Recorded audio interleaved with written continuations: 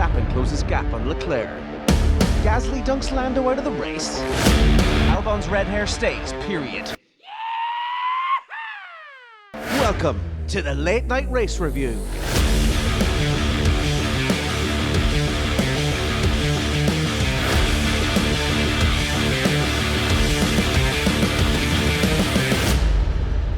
It's Monday, the 25th of April. Thanks for joining us here on the Late Night Race Review. I'm Dave Jericho, and with me as always, with a face like an overinflated sex doll, it's Mr. Owen Scott. If you like your Formula One news and reviews a day late and delivered with the same confusions as Scotty's inflatable trying to read the Sunday paper, then you've come to the right place.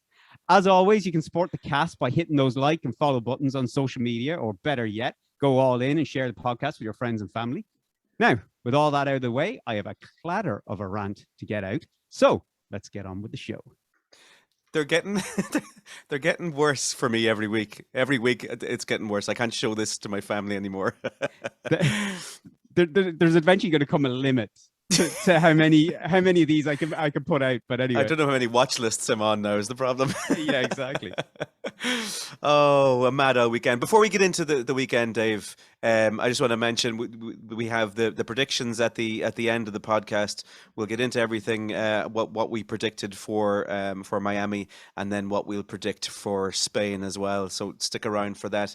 Will you gain some points? Will you start pulling back some points now this week? I don't think so. It's getting further and further away every week. I look forward to this part of the show, so I'm looking forward to that now later on. Yeah, I'm horribly behind, and I need to start gaining some points now. But we'll see. We'll see. As I said, we'll get stuck into this first of all, into our review, and then we'll get on to our predictions.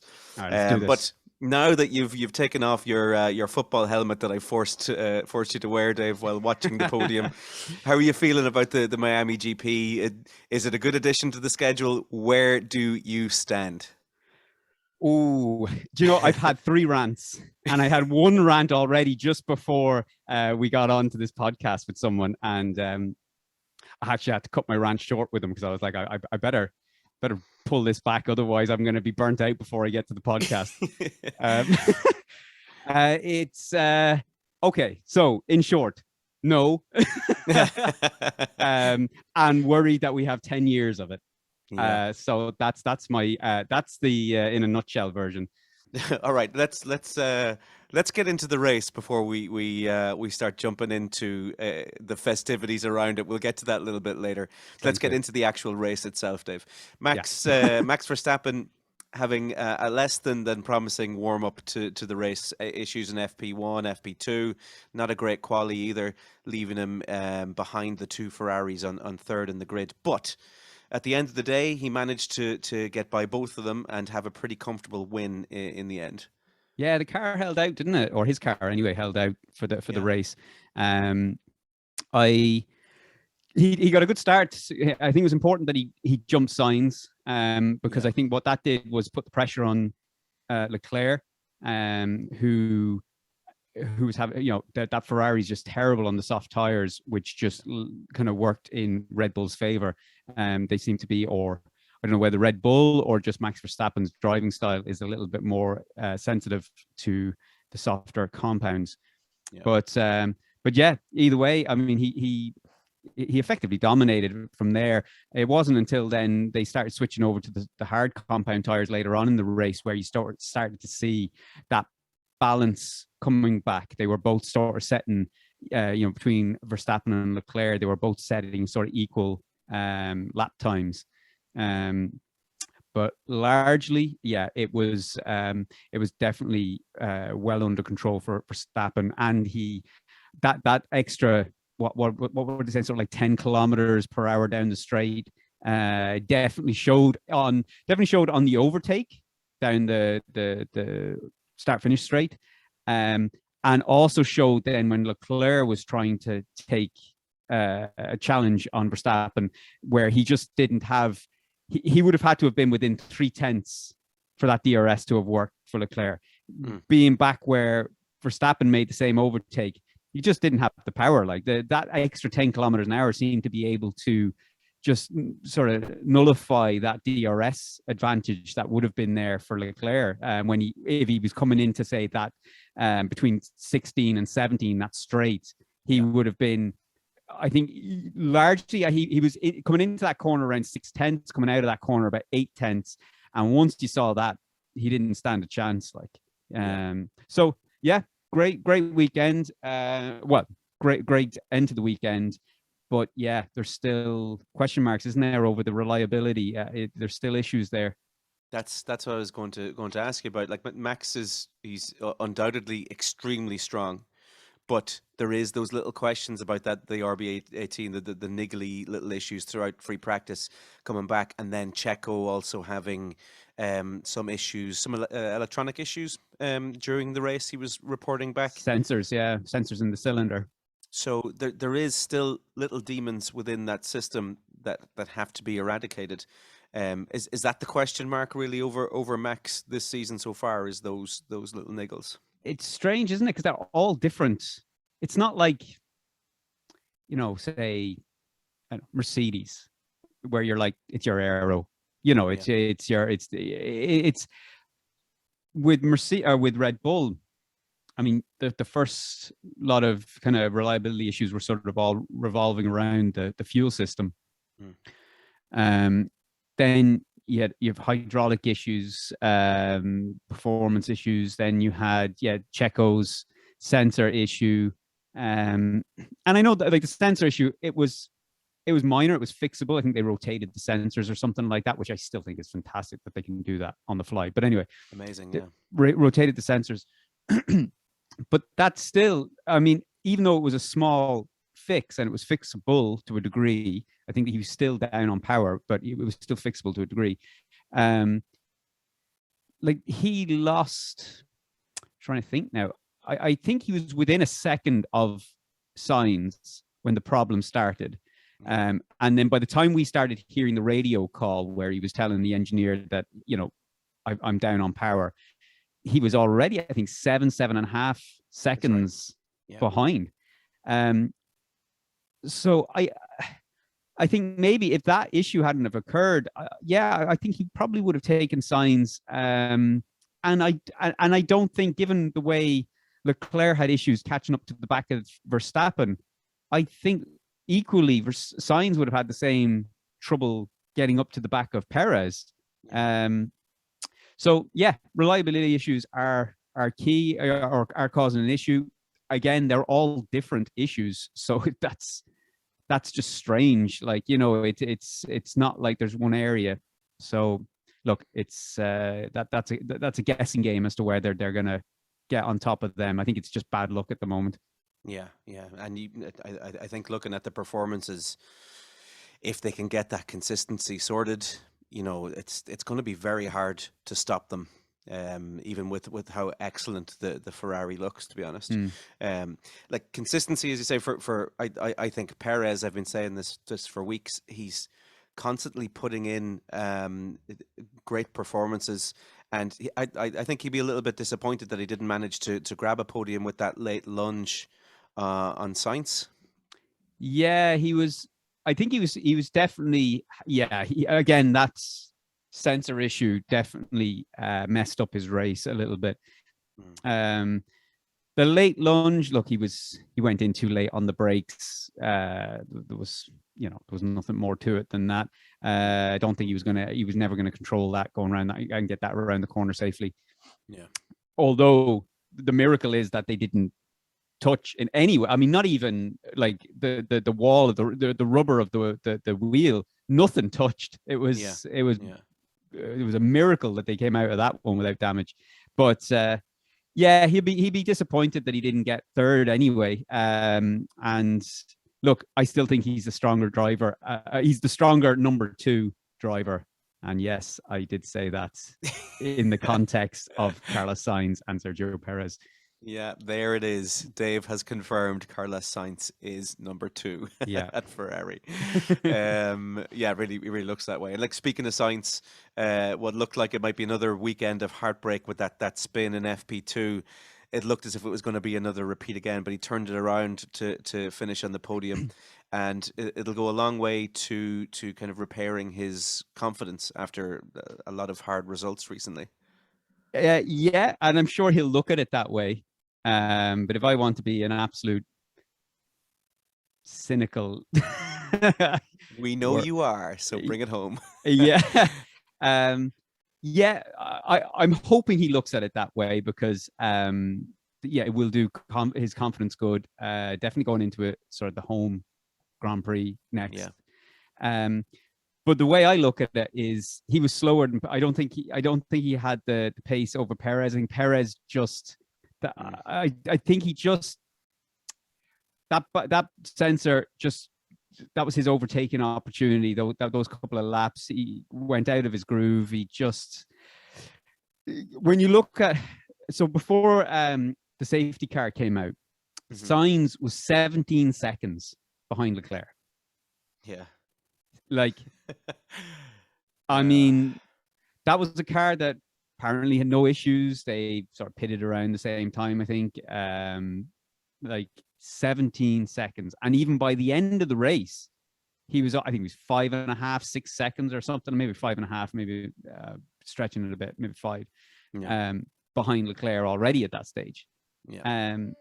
So I think that's why I say he's a number 2 driver. It's the battle of the number 2 drivers between Sainz and Perez, because if you're finishing 17 seconds behind your teammate in the same machinery, yeah, that's not for me. I don't see it. Yes, he got third. I think he got lucky to get third. I think Perez maybe earned that more.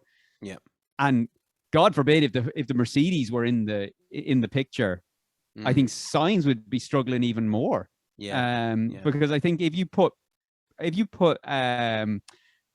Russell or Hamilton in a car that was performing in the way it did last season, I think Sainz is, at the back of those 6 drivers. I know that's all hypothetical, but maybe you can see where I'm coming from. Yeah. Well, I mean, again, I'll bring it back to football very briefly, and then I'll go away from it. If you have 2 strikers on a team, one is consistently scoring goals and has 10 goals, the other striker isn't putting the ball in the net, it's very clear who your number 1 striker is. It's the one that's getting you points. But if that's okay, let's stick on the football soccer analogy here. But but if that second striker was still giving your first striker assists, yeah, you'd be like, well, he's pulling his weight. Yes, now, sure. Yes, Sainz got the assist today. He got third. But I think he's a liability. At the moment in this car, I don't think I would have said that last season. I think I would have said he's more potential than that last season. Just in this particular car, he's taken a while to get up to speed, and I don't think he's going to be lending those assists to the team in the Constructors' Championship this season that they need. And I think he could be the weak link in getting Ferrari the Constructors' title. Yeah. Is it possibly an ego thing as well, that he feels that he should be number 1, or he can be number 1, so he needs to constantly drive to try and prove himself and try and get ahead of Leclerc?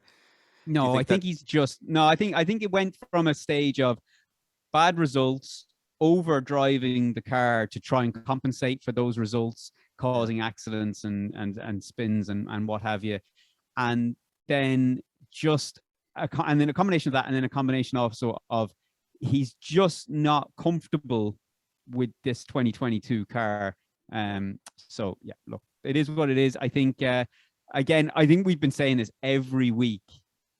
He's got to have a good race next week. I think literally we've been saying that every week. Like, he needs to have a good race next week if he wants to stop that number 1, number 2 discussion. Yeah. So how many weeks can you say that for? That's so exactly I think it. the plug has been pulled. I think he's got to be number 2 at this point. But that's still no small role. You still have to assist. Oh yeah. And you still have to win the constructor's title, and assist your teammate getting the driver's title. But I think he's too far behind now unless Leclerc just absolutely shits the bed. I think he's too far behind. Yeah, I mean, every race has the potential to either push you forward or pull you back. So he needs to start putting in those results. I was about to ask you, say, about Leclerc over the weekend and the straight line speed. We're starting to see it's not just. I know we've had this conversation with McLaren and track specific. It's not track specific now at this stage. That straight line speed is there for between Red for Bull Red and Bull. Ferrari. Yeah. Yeah, What do you think? it is. Yeah, it definitely is. But I think Ferrari have intentionally delayed a lot of their upgrades. I mean, they brought a few this weekend, but nothing really to sing and dance about.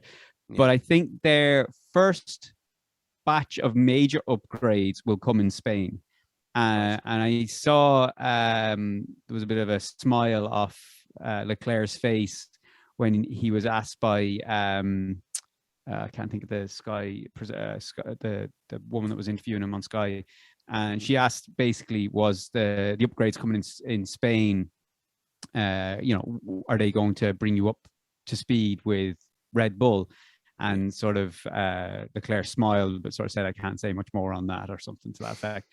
And I do think they know where. I mean, their issues are the straight line speed in comparison to Red Bull, especially if that's the 10 kilometers, and then also this issue with how hard that car is on the soft compound tire, the softer compound. So that means soft and medium compound. So basically, C3 and softer. So they have to address that, because if you saw in this race, you saw once his tires started going, it was very easy for Verstappen to take him and stretch that lead. I mean, he stretched that lead to about 7 seconds before the pit stop. But when they did make that stop and they both came out on those hard compound tires, the lap times were very similar. So I was like, fuck, the only problem now we have is, we are 7 seconds apart. They are putting in the same lap time. So we could end up going to the end of the race with this 7 second gap. So it was only by chance that we got the safety car that bunched everybody up, that we then ended up getting about maybe 7-8 laps of sort of a bit more racing between the two of them, because again, they were on the sort of equal footing at that point. Yeah. And just to mention, as you said, the safety car there, the race was begging for a safety car. Begging for anything. Stripper on streaker stripper. Well, either or, whatever. It could have happened at this Grand Prix. You don't know. I meant a streaker on the track, but a stripper on the track would have worked as well. But Pierre Gasly deciding to take a tutorial from the Stevie Wonder School of Racing and completely taking Lando out. Clear. A clear lack of concern, I think, from or not lack of concern, just a lack of concentration. It was very much like Latifi. Sorry to cut across your question there, but wasn't it very much like Latifi in Australia? Yeah, wasn't it Australia? Yeah. And he took out Lance Stroll, wasn't it? I want to say Lance. Stroll. Yeah, him and Lance came together. No, Lance turned into him. Hang on a second. Yes, you're right. Sorry. Yes. Latifi stopped at the corner, let Stroll pass, and then Latifi decided, no, I want to be ahead of him. And Stroll didn't check his mirrors. Yeah. And there was a bit of that. Now, the only difference was, like, Stroll had already gone past Latifi. He knew there was a car behind him, whereas in this case, Gasly didn't know that that Norris was coming. But all the more reason, it's a live racetrack. Yeah. There's going to be someone coming. Check your mirror. Exactly. So I think he was 100% at fault for that.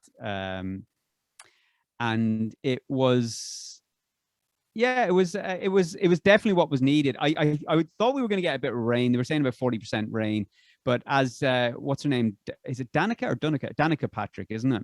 The one that was doing the punditry on Sky. She's an American racing driver. She was saying she was kind of making a joke that it may be raining, but I mean it's evaporating before it hits the track. Like it's that hot there. So when she was saying that, I was going, that's a good point. Like, we may have 40% chance of rain, but unless there's a monsoon coming down here, there ain't much hitting that track. So thankfully, Norris and Gasly came to the rescue. Yeah. Surprised it wasn't Latifi. Yeah. If anyone was going to spice up the race, it was going to be Latifi. It was going to be Latifi. I mean, it was what was needed, but on the resumption of the race, not a lot really changed then. Verstappen got away again perfectly. and started extending his lead. I don't think there's anything really off the restart that actually happened that was notable. Not off the restart. I mean, as the laps went on, you had sort of there was a bit of a jostle going on between Alonso, the two Haas cars, and Vettel. And then we had the Mercedes as well, sort of went back and forth with a couple of positions for a while. Yeah. And then we had Perez's sort of late lunge into turn one. Other than that, that's it, and that's how it ended. But I mean, it was exciting for a couple of races. I thought we were going to get maybe a chance that Leclerc might have overtook, but then after about 2 or 3 laps, when you could see that the DRS wasn't as powerful for him when he was sort of outside, when he was sort of 6/10 or above, away from Verstappen. Yeah, after about 3 laps of that, I was like, this ain't happening. Like, and you could see it unfold. And then, of course, as we got to the end laps, I think by the end of the race, I think Leclerc dropped back by like 3.5, 4 seconds. I don't whether he just knew he couldn't catch him and sort of decided, this is as the Americans tried to call it, or the designer tried to call it, should I say, it's a mistake generator of a circuit. I was like, that's even that. Like, have you ever heard that term used in any other race? All right, I'm holding my rant. Sorry. Yeah. But yeah, so I think what Leclerc was maybe doing was he maybe thought, look, I'm not gonna get him without taking serious risk, and perhaps he thought he was looking back to what happened in Imola, and thought, do you know what? Let's take the second place and be thankful for the points. I think I would assume he just was a bit more level-headed, and that's what he went with. Yeah, a wise decision in the end from the look of it. He's looking to be playing a bit more of a long game now, which is you have to. Like, I mean, there's still a lot of season to go still. Like, and maybe those upgrades kind of playing on his mind as well. Next week. Well, that's it. Yeah. I'm just going to bring you back. You'd mentioned there the Mercedes. Now they took everyone by surprise. FP2 that pace that they had.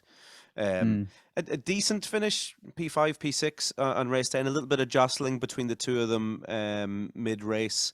And are we seeing an immediate effect of those upgrades in the aero package, or what are we seeing? Because they did drop off in qualifying. What's going on? Yeah, I'd love to see a bit more of a technical breakdown of what went on, because FP2, obviously we know George Russell topped FP2 and the internet lost its shit. And I just saw videos, tweets, Instagram posts, everyone saying, "Our Mercedes now back finally," and I was like, "Oh my days!" Like, settle down. One free practice and they're back. Wow, like someone sucked back too much sugar. So, like, I mean, when you look at it, like, I think he did a 129.9, I think, in FP2. Yeah. And when you think that the qualifying time for pole position was 128, I think 128.8, maybe something like that. Yeah.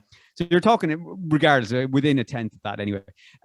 You're talking about a second off. Now, I know that's, FP2. We don't know what whether they were doing a quali sim, or whether they were they certainly weren't going on for race sim, because they I mean, you're not putting in a 129.9 in race sim. So so they were probably going in for some quali times. I think if you look at what happened in FP2, so the only thing I can glean from this, and again, this is very early, just look, I haven't kind of dived into what went on or anything like that. But if you look at what was going on in the FP2, there was little or no porpoising going on for the Mercedes. Then FP3 came, and that car was bouncing all over the show. Like, it was really going for it. So I'm sure there's more to it. I mean, obviously there's the ride height and stuff like that, but I would imagine there was more adjustments made. So I think they brought the new upgrade.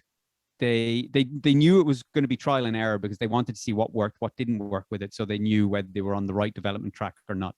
So I think they made a setup for FP2. It looked like it was working quite well. And I would imagine if they could tweak that further in the right direction, obviously, I'm sure Russell could have maybe squeezed a couple of more tenths out of that. And I don't have the qualifying times up here in front of me, but I'm pretty sure that would have given him a decent enough grid position.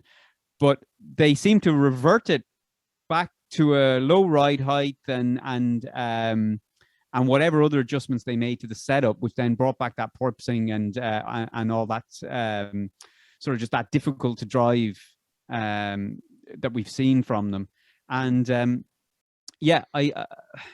it's curious because then when they got to qualifying, then it's like they were sort of stuck between the two. You know, it's like they were trying. So, and again, that might have been intentional. They might have gone the extreme with FP2, the extreme with FP3 in the opposite directions, and then kind of went, okay, this worked, this didn't work, but we need something in the middle that does work. So let's try and find a happy medium, which be honest, I don't think they did.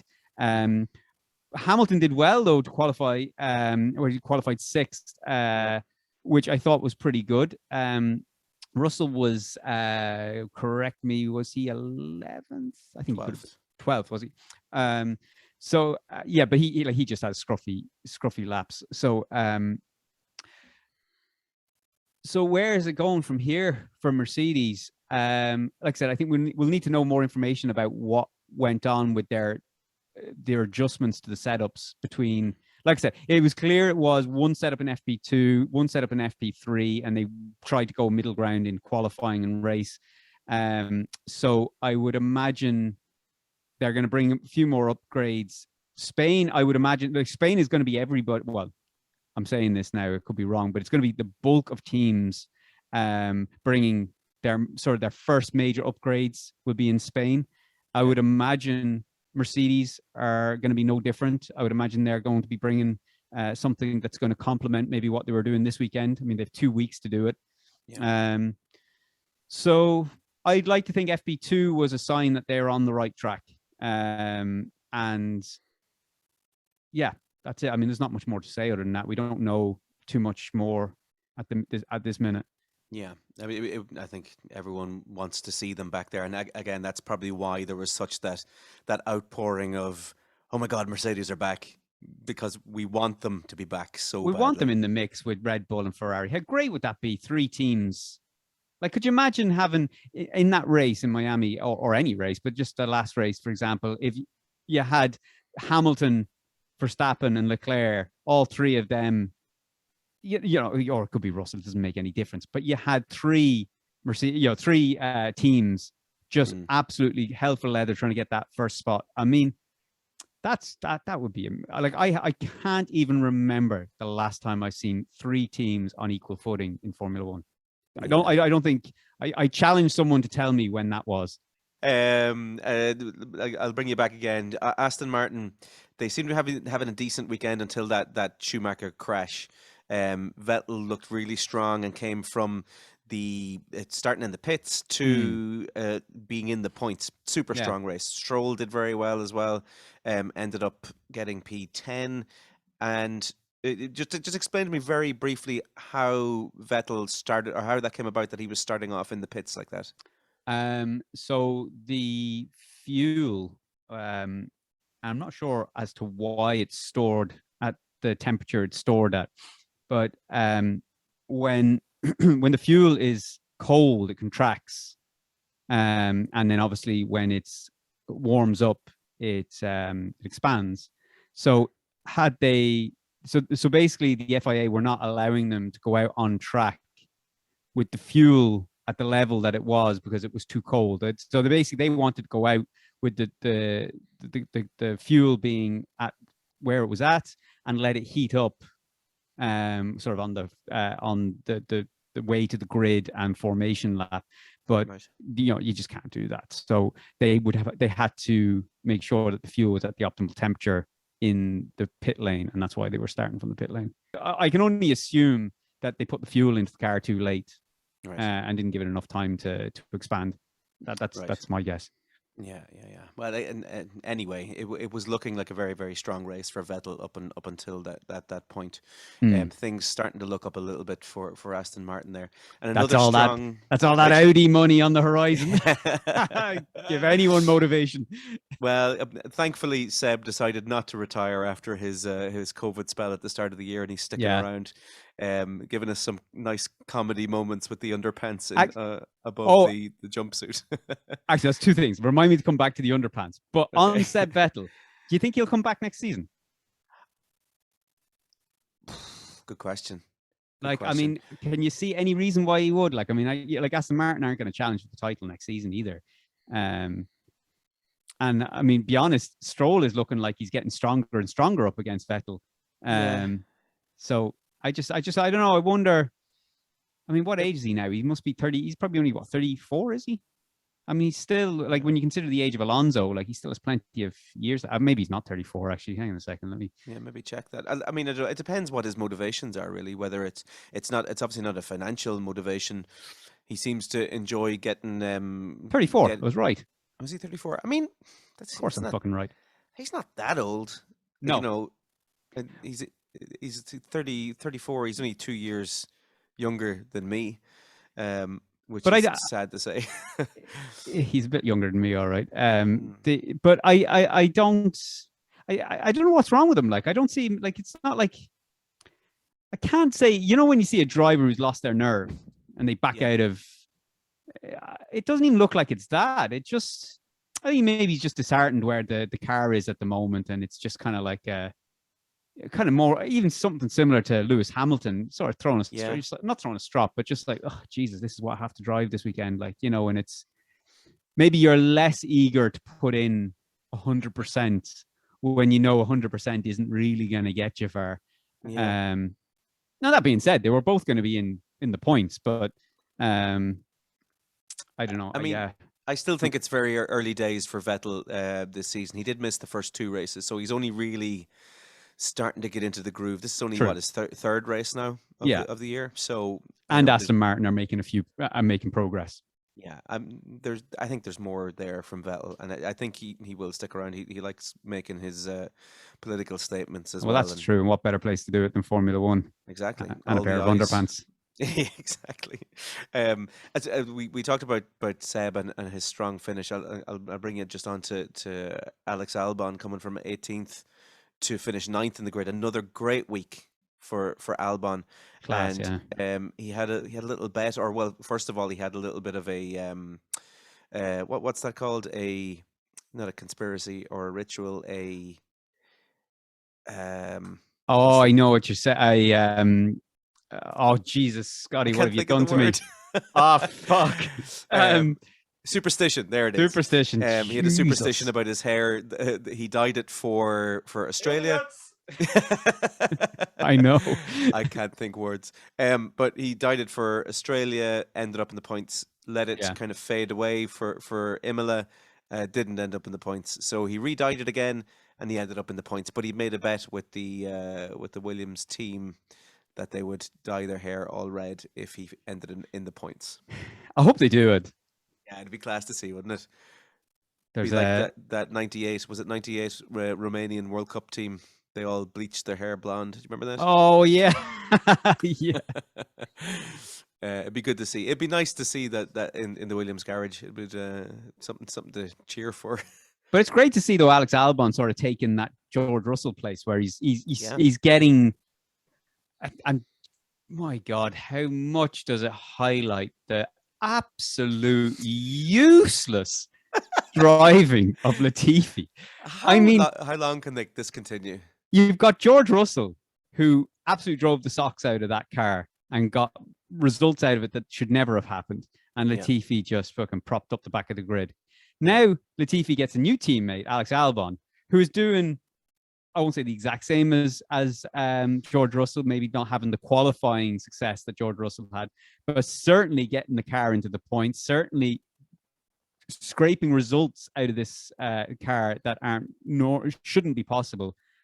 And Latifi, actually, did you hear there was a radio? I think one of the radio calls was at the end of the race, where Latifi said basically just turned around and goes, he comes in and you hear the radio call. He goes, "What happened?" And you're kind of thinking, you happened. Like, what do you mean? What happened? Oh, can I just put something forward? This is something that I want to I want F1 to really consider this. If you cause a certain amount of red flags in a season, your seat automatically becomes up for grabs by a younger Jesus. F2 driver. That's it. You only get a certain amount of red flags, and if that happens, you're gone. How many red flags are we talking about? Like 5, 4? Well, I mean, this is only something that's come into my head in the last 10 minutes. Like, I mean, so in Latifi's case, I mean, he's gone in the first quarter of a season. and rightly so. Rightly so, I think. There should be a younger driver coming through there who should get a chance to crash even just as much as Latifi does. Well, I mean, they do have, I mean, the penalty point system doesn't work on the red flags, I guess. Like, I mean, because you could have your own accident that causes a red flag and you're not going to get a penalty point for it.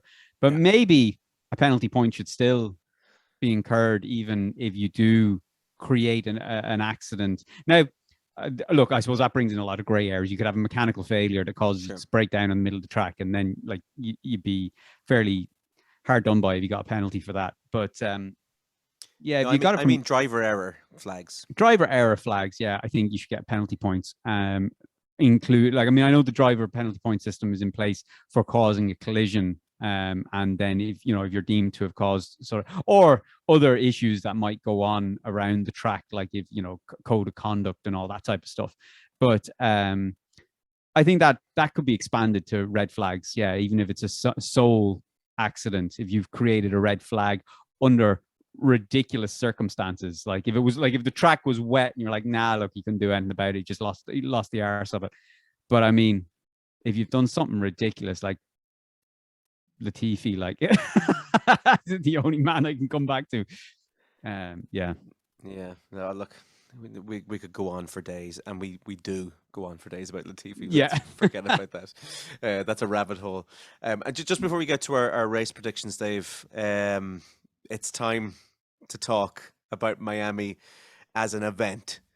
The fake marinas, the trackside mermaids, police escorts to the podium. I forgot about the mermaids. Oh my God. Why was there mermaids? And randomly waving in the air. What the hell? And the worst thing, the funny thing is, rant.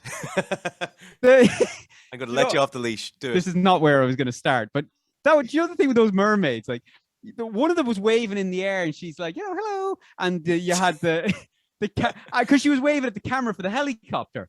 Yeah. But the other one was waving in the air, who wasn't even on camera. You're like, who are you waving at? The passing clouds. The mermaids were ridiculous, weren't they? Bizarre. It was, I don't know. I didn't know what I was watching at certain times. No. But what do you think? Just it was too overhyped. There was between the overhyped, the queuing up of fans to cheer when the camera was panning to them. Oh God, I can already feel my brain just like my fingers are cramping and my elbows are tingling. Like the rage is building up. Too much to rant about. I mean, it's a podcast in itself, so let me condense it down to the key events. Isn't it crazy that there's key events about a rant about this? That's a. I have to truncate my rant. That's how long it would be. Like, okay, so the race director, sorry, not the race director, the TV broadcast director, or whatever you call him, like, bring him out back with Latifi and shoot him. In fact, I would allow Latifi to shoot him before we shot. He showed so much that was unimportant to the race. It was ridiculous. He was showing shots where cars, there was a point where there was 3 cars going into one turn, and if you had switched the camera to the exit of that corner, you would have got a great shot of those 3 battling for that one turn. No, instead, I think we got a partially obstructed view of a palm tree and 3 cars disappearing behind a palm tree, and then the commentators just going crazy. Oh, 3 abreast into the corner, and we're like, I'm sure there was, but I saw palm trees. there was loads of that. I mean, we spent about 20 seconds when I think it was when Leclerc was putting a push on Verstappen. We spent 20 seconds or 30 seconds looking at tires in tire blankets in the Mercedes garage. Like the camera just zoomed in on that. I'm like, what in God's name am I looking at? Or let's cue to, you know, there's an exciting overtake happening. But no, let's not watch that. Let's cue to this dude in the stands just going absolutely batshit crazy because the cameraman told him that, you know, you're on TV now. Yeah. Oh my days. Like the event was a circus. And another thing, Martin Brundle interviewed some guy there. Did you see them? They were influencers.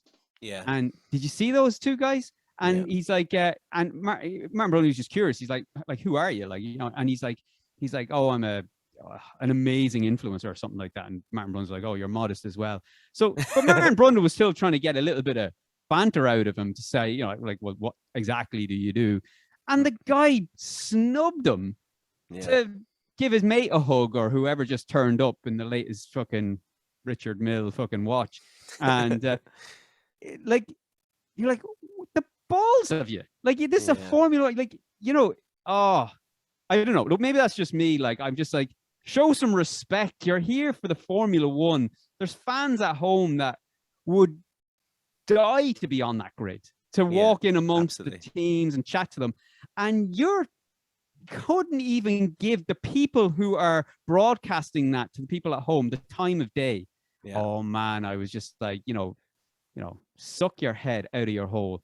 Anyway, there was a lot of people like that on the grid. So that's another thing that I didn't like. Yeah. Oh, Scotty, like, I don't know where it's like, I shouldn't keep going. Like, we're going to be here all night. Let's just sum it up with the podium. Explain to me briefly, for anyone who didn't see this, I don't know how you didn't, but explain to me what happened when the race finished and the drivers were going to the podium. And I felt sorry for the drivers because I haven't seen the drivers that exhausted. Did you see them after? I mean, they looked like they were ready to collapse. Like, I mean, they were like proper, really exhausted. And then they had to make their way over the far side of the stadium. Yeah. And now we didn't see how Leclerc and Sainz got there, but Verstappen and his entourage hopped into like what can only be described as a limousine golf buggy, with a police escort, 2 motorbikes with the sirens wailing. And what made this even more comical is when they were just about to take off, there was all these rich snobs in their limos pulling up on effectively a one-way road. So the police escort couldn't even get out. So it was embarrassing having to wait for all the traffic to back up so the lads could get out. They drove him by police escorts past Christian Horner. Who had to walk with the riffraff. And you know, and they get to the podium, and myself and my dad and my wife were watching it, and we were I instantly saw the football helmets there, and I looked at my dad and said, oh no, they're not gonna. And Dad was just like, they're not gonna get them to wear football helmets out on the podium. I said, I don't know, Dad. I said, out in Texas, out in Austin, they wear the cowboy hats, like, you know. And I'm pretty sure they still do that. And then I think they take it off and replace it with a baseball cap or whatever. Yeah. And sure enough, one by one, they rolled out wearing these black American football helmets. And it looked like the most ridiculous thing I have ever seen. And the arguments I saw from there's a lot of realistic Americans who went, look, I was disappointed with how that turned out. And yeah, like it was very disappointing. I do think it has potential. If they tone back on the circus, maybe make a few little adjustments to the racetrack, and also lower your prices. Have a section in the grandstands where you've got 100 quid tickets or 80 quid tickets or $80 tickets, whatever they are, that you can have. Every fan can at least have an opportunity to be there without having to splash out $600-700 to sit in the stand. So that's but I do think there is potential there. I just don't want to see a competition going on between Las Vegas and Miami to be the most ridiculous and outlandish race of the calendar. So if they avoid that, there's potential. Okay, this time next year we shall see. Yep. Predictions, Dave. Let's do it. All right. I'm trailing, just to bring everyone up to date. I'm trailing, Dave, 3-1 in total. Every week, if you haven't got this far before, every week, myself and Dave will make a top 3 prediction. We get a point each for a correct position, and we also have a flop and a surprise of the week that we put out there. We get a point for as well. And Dave is currently 3-1 up after Imola. So. Dave, who went first last week when we were giving out our predictions? It wasn't last week, sorry. It was the week before that. Yeah, I think it was you, so it's going to be me, I think, this week. All right, let's go for it then. So your top 3 for Miami, what did you predict? All right, I predicted, and keep in mind, everybody, we predict this after the race of the previous race. So, for example, this was predicted 2 weeks ago. We don't predict this on the morning of the race or anything like that. These are 2 week old. They're locked in, and whatever we have to deal with. So, all right. Are you just hyping up how amazing your prediction That's is going to be? exactly what I'm doing. All right, you're amazing. Move on. Hurry up. I am an absolute beast at this game. I have to say, when the race finished and I looked at the predictions yesterday, I actually did applaud a little bit inside. No one was more surprised than me, because I was looking at the notes and I was like, Jesus. That was my prediction. So what was your top 3? Go for it. All right. Verstappen 1, Leclerc 2, Sainz 3. Boom! A perfect prediction. Yeah, amazing. Absolutely amazing. I have to give you a little internet round of applause already for that. Yeah. Unbelievable. 3 points for Dave right off the bat. It's not looking good for me already. Do you want my top 3? I do, yeah. Okay. My top 3. I lost hope in Sainz after Imola. I really thought it was going to continue, and all the way up until free practice, I was right, but he pulled it back. God damn him. I predicted Verstappen in first, which I get a point for that, which is grand. I then said Perez number 2 and Leclerc number 3, which were both wrong. So I only got a point out of my top 3 prediction, unfortunately. Oh, Jesus. All right. So the flops. They're all flop.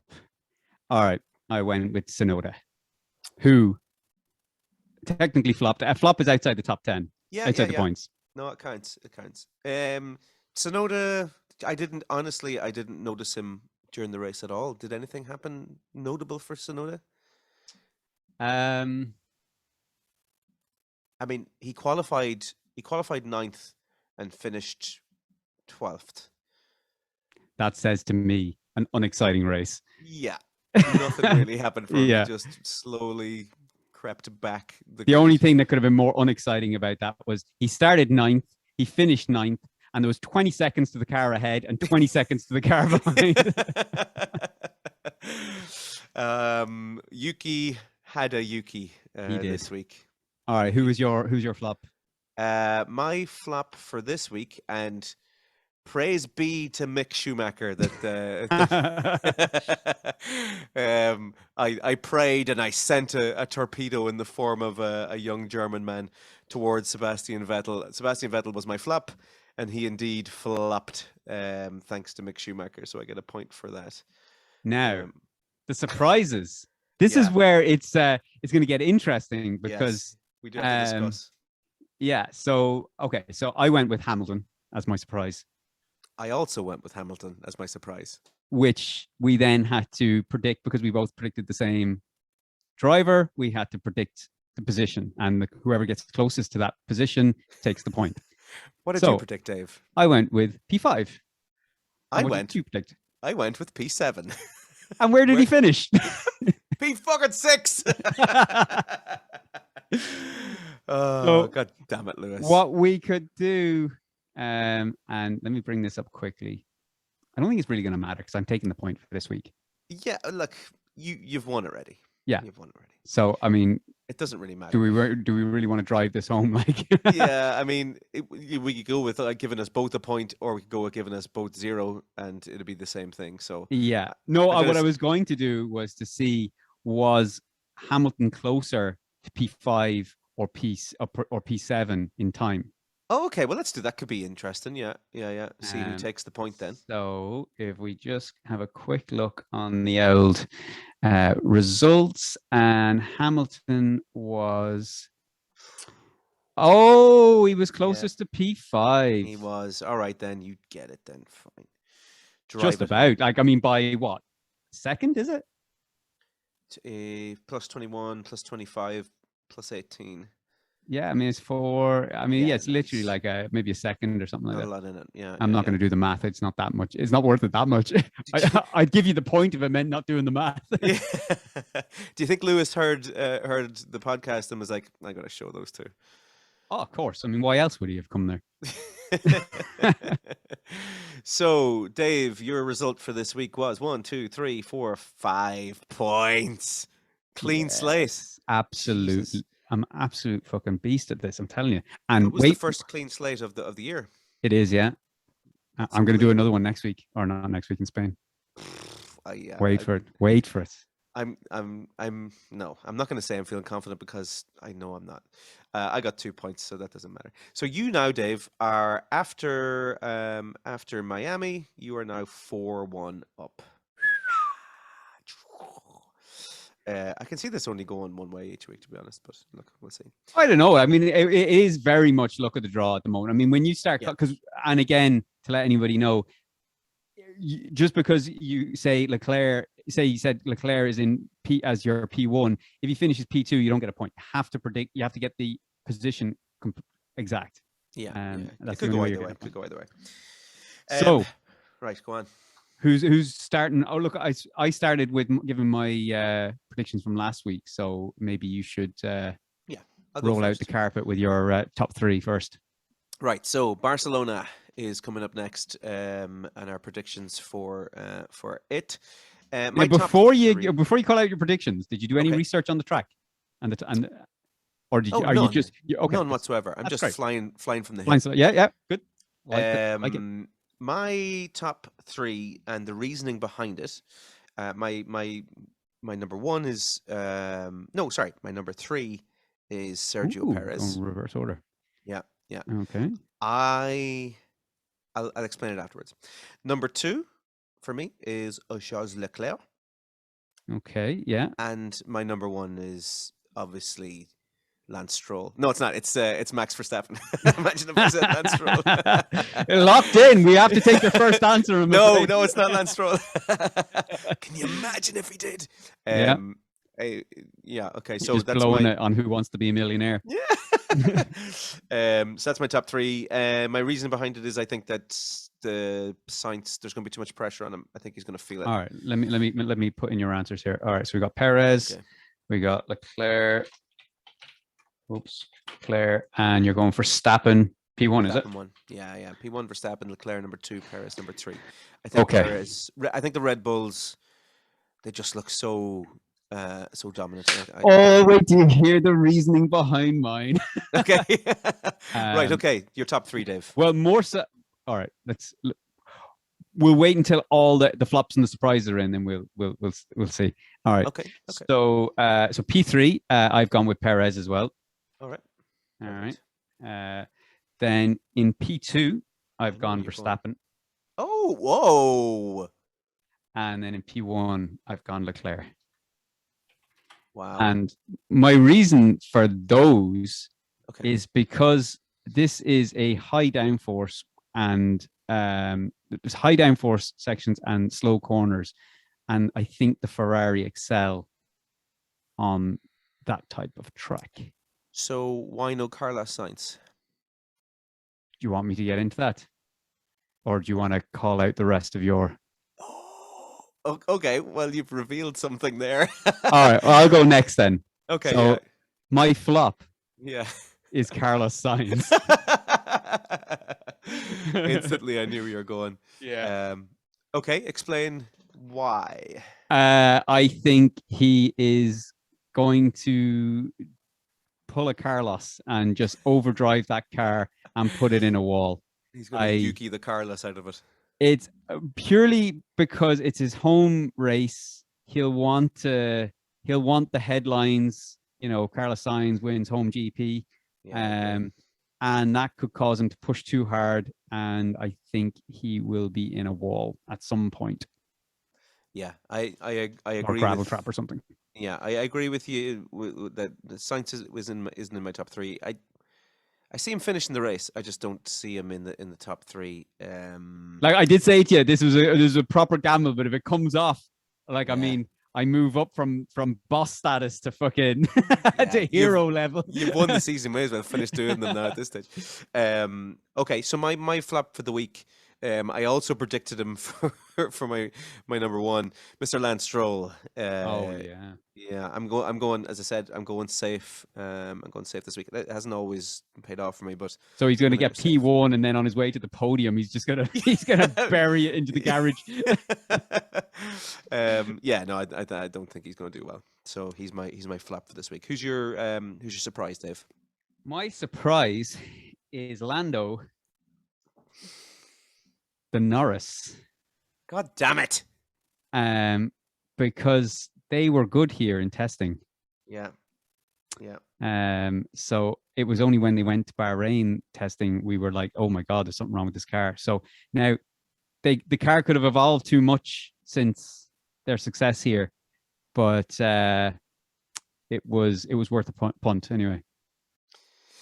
We should have to give on our flops and surprises. We should have to give. I think we should, because it's too easy to give a prediction of either the position or the outcome for it to be, because like I said, to be a flop, you could easily say, just because say Alban got points this week, it'd be very easy to score points now in the next race by saying Albon's going to be my flop, because the likelihood of him getting points on in Spain, I mean, you could very well do it. The likelihood of him getting points in Miami was very low as well. Yeah. So I don't know whether we should, on the flop and surprise, we should have to give. We should be a bit more accurate. Whether that's in a DNF or a. If you're calling a DNF, it has to be a DNF through whatever reason, mechanical crash, knocked out by someone else, doesn't matter. But if it's DNF. It has to be a DNF. You can't, Sainz couldn't finish, say, like at the back of the grid or the back of the pack, and I still take it as a flop. It would have to be a DNF. And likewise, if you were saying that he wasn't going to be a DNF, but you'd have to go, okay, Stroll, I see, we'll do like a 4 or a 3 or 4 place allowance. So he's going to finish between, 11 and 13 or something, places inclusive. So 11, 12 or 13. Okay. So will we bring that in from next week? For these predictions or the next predictions we do?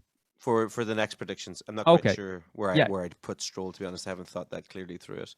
Okay, fair enough. All right, who's your surprise then? Well, my surprise, I'm just going to take away the little thing there. Just keep watching. Oh! It is also Lando fucking Norris. When you were saying that about me, I thought oh, he's after fucking pulling out a fucking gem. And then, I went there as well. all this time you've had that in the exact same reason as you did as well. He did well in testing. Obviously got taken out this week, and that puts him right in the driver's seat for a surprise. Yeah, I think he's going to bring it together. So we have to look at, now we both have picked Norris. We have to look at positions. So, yeah, I didn't think this far ahead now. Neither did I. So yeah, I didn't think you were going to pick Norris. I was like, there's no chance he's picking Norris. I mean, as soon as a driver like that has a DNF, he has to be prime candidate for a surprise for the next week. All right. Easy money, Dave. Easy money. Oh yeah, let's see. So you can't see my number there, can you? No. Have you got your number in? Have you? Well, no, because that number is number 1. All right. That sort of does away with my top 3 a little bit. Okay. All right, hang on a second. Let me put my number in. Lando Norris is going to finish.